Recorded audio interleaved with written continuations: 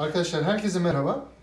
Bugün sizlere Meksika mutfağından güzel bir guacamole sos yapacağız.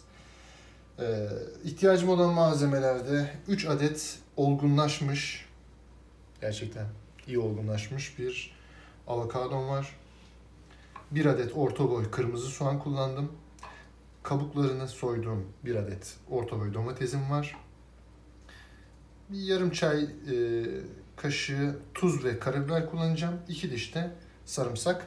1 adet de limonu sıktım böyle suyunu. Onu kullanacağım. Dilerseniz tarife başlayalım. Öncelikle avokadoları ortadan ikiye şöyle bir kesik atıp çekirdeklerinden ayıracağız. Şu şekilde zaten güzel olgunlaşmış. Şunları şöyle yapalım, hatta bir kaşık yardımıyla bir tanesini örnek olarak göstereyim. Şunu şöyle çıkardım çok rahat bir şekilde.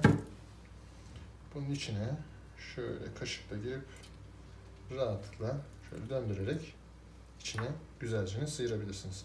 Bunlar püre olacak. 3 avokadoya da aynı işlemi yapıyor olacağız. Şimdi bunu güzelce çatal yardımıyla ya da herhangi bir ezici de kullanabilirsiniz. Hepsini püre haline getiriyorum çatalla şöyle eze eze. Daha geniş bir kaba aldım. Daha rahat çatalla ezeyim diye. Size de öyle tavsiye ederim. Altı daha düz ve geniş bir kap işinizi görebilir. Şimdi bu aşamada içine sarımsakları rendeliyorum.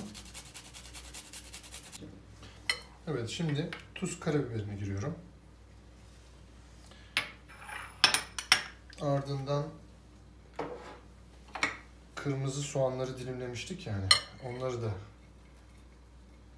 şöyle bir göz kararı bakacağım. Bence hepsini ister. Bu sosu lezzetli yapan elementlerden bir tanesi de kırmızı soğan.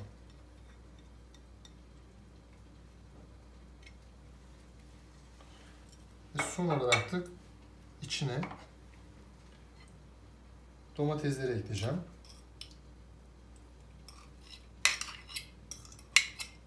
Şu kadar eklesem yeter.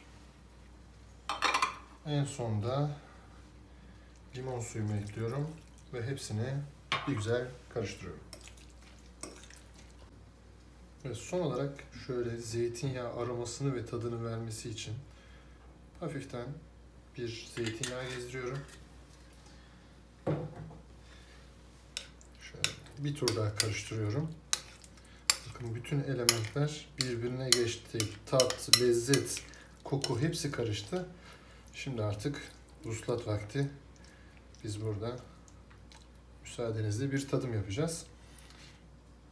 Şöyle bir gongla tadım yapacağım. Ama çok güzel olur gerçekten. Müsaadenizle.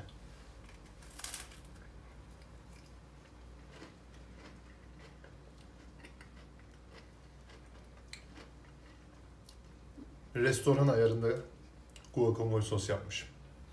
Müthiş. Arkadaşlar, videomu izlediğiniz için çok teşekkür ederim.